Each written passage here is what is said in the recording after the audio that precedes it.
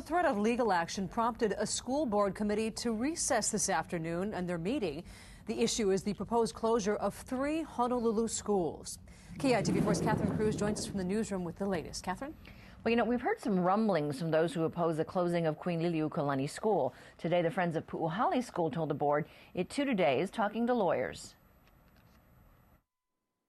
Queen Liliuokalani School, Pu'uhali Elementary, and Kalihi Elementary. They are city schools on the cut list. Parents, teachers, children, and former students fighting to save what they love turned out to an afternoon meeting demanding their voice be heard. I think that this school is a landmark and you should not close it down.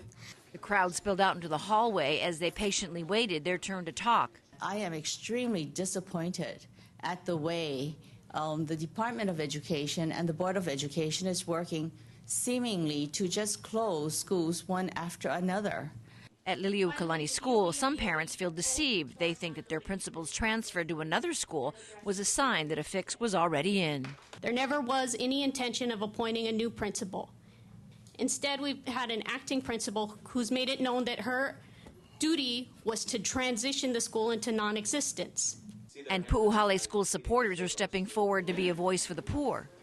Please be advised that I and the Friends of Pu'uhali Elementary School intend to fight any decision to close or consolidate this specific school with counsel in court. School board members say new administrative rules were adopted while the school closure list was being drawn up in order to streamline the process. But some argued that put them at an unfair disadvantage.